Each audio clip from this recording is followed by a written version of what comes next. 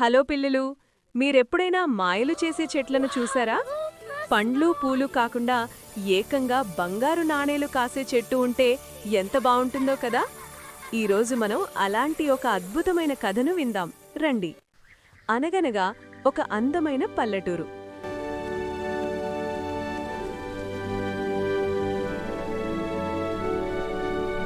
ఆ ఊరిలో సిరి అనే ఒక చిన్న పాప ఉండేది. సిరి వాళ్ల నాన్న ఒక రైతు. వాళ్ల చాలా పేదవాళ్లు. రోజూ కష్టపడితే గాని వాళ్లకు పూట గడిచేది కాదు. అయినా సరే సిరి చాలా మంచిది. తన దగ్గర ఉన్నంతలో ఇతరులకు సహాయం చేసేది. ఎవరైనా ఆకలితో వస్తే తన కంచంలో ఉన్న అన్నం వాళ్లకు పెట్టేసి తను పస్తులుండేది. ఒకరోజు సిరి అడవికి కట్టెలు తీసుకురావడానికి వెళ్ళింది. దారిలో ఒక పెద్ద చెట్టు కింద ఒక ముసలి బామ్మ ఆకలితో నీరసంగా పడిపోయింది. పాపం ఆ బామ్మను చూసి సిరికి చాలా జాలివేసింది. వెంటనే తన దగ్గరున్న చిన్న రొట్టె ముక్కను కొంచెం నీళ్లను ఆ బామ్మకిచ్చింది. ఆ రొట్టె తిన్నాక బామ్మకు కొంచెం ప్రాణం లేచొచ్చింది. ఆమె నవ్వుతూ సిరివైపు చూసింది. క్షణాల్లో ఆ ముసలిబామ్మ ఒక అందమైన దేవతలా మారిపోయింది. సిరి ఆశ్చర్యంతో కళ్ళు అప్పగించి చూస్తూ ఉండిపోయింది. అప్పుడా దేవత, సిరి, నీ మనసు చాలా స్వచ్ఛమైనది. నీ దగ్గర ఉన్నది కొంచెమే అయినా దాన్ని ఆకలితో ఉన్న నాకిచ్చావు. నీ ఈ దయకు బహుమతిగా నేను నీకోసం ఒక వస్తువునిస్తున్నాను అని చెప్పి తన చేతిలోంచి ఒక బంగారు విత్తనాన్ని సిరి చేతిలో పెట్టింది.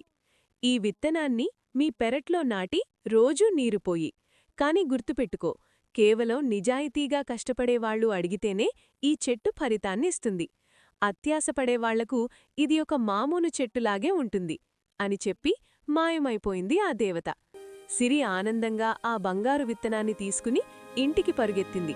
జరిగినదంతా తన తల్లిదండ్రులకు చెప్పి ఆ విత్తనాన్ని పెరట్లో నాటింది. మరుసటి రోజు ఉదయం లేచి చూసేసరికి ఒక అద్భుతం జరిగింది. ఆ చిన్న విత్తనం రాత్రికి రాత్రే ఒక పెద్ద వృక్షంలా మారిపోయింది. దాని ఆకులు పచ్చగా మెరిసిపోతున్నాయి. కాని అందులో పండ్లు లేవు. సిరి ఆ చెట్టు దగ్గరకు వెళ్ళి, చెట్టు తల్లి, మా నాన్న వ్యవసాయం చేయడానికి డబ్బులు లేక చాలా కష్టపడుతున్నాడు. దయచేసి మాకు కొంచెం సహాయం చేయవా అని మనస్ఫూర్తిగా అడిగింది. అంతే, ఆ చెట్టు కొమ్మలు కదిలాయి. పైనుండి టపటపామని బంగారు పండ్లు రాలాయి. ఆ పండ్లను అమ్ముకుని సిరివాళ్ల నాన్న వ్యవసాయం మొదలుపెట్టాడు. వాళ్ల కష్టాలన్నీ తీరిపోయాయి. సిరి ఆ ఊళ్ళో ఆకలితో ఉన్నవాళ్లందరికీ ఆ చెట్టు సాయంతో కడుపు నిండా భోజనం పెట్టేది. ఈ బంగారు చెట్టు గురించి ఆ ఊరి జమీందారు గజపతికి తెలిసింది. గజపతికి డబ్బు పిచ్చి ఎక్కువ. ఎలాగైనా ఆ చెట్టును తనే సొంతం చేసుకోవాలనుకున్నాడు. ఒకరోజు రాత్రి తన సైనికులను పంపించి సిరివాళ్ల పెరట్లో ఉన్న ఆ చెట్టును వేళ్లతో సహా పీకించి తన కోటలో నాటించుకున్నాడు. ఉదయం లేచి చూసేసరికి చెట్టు లేకపోయేసరికి సిరి చాలా ఏడ్చింది. ఇక జమీందారు గజపతి ఆనందానికి అవధులు లేవు. ఇక నేను ప్రపంచంలోనే అత్యంత ధనవంతుణ్ణైపోతాను అని గర్వంగా నవ్వుకుంటూ ఆ చెట్టు దగ్గరకు వెళ్లాడు. ఏయ్ చెట్టు, నాకు బోలెడంత బంగారమివ్వు అని గట్టిగా అరిచాడు.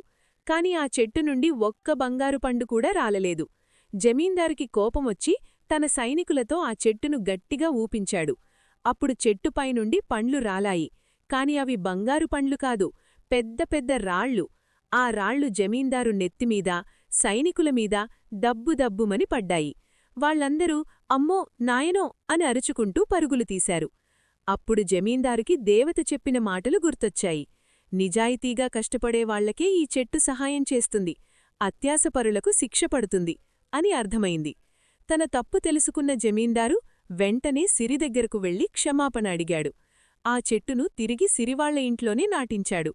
ఆ ఊళ్ళో ఎవరికీ ఎలాంటి కష్టం రాకుండా చూసుకుంటానని మాట ఇచ్చాడు. చూశారా పిల్లలు, మనకు ఎంత ఉందో అందులోనే సంతోషంగా ఉండాలి. ఎప్పుడూ వేరేవాళ్ల వస్తువుల మీద అత్యాశపడకూడదు. సిరిగాగా మంచి మనస్సుతో ఉంటే ఏదో ఒకరోజు ఆ దేవుడే మనకు అద్భుతమైన బహుమతి ఇస్తాడు. ఈ కథ మీకు నచ్చిందా?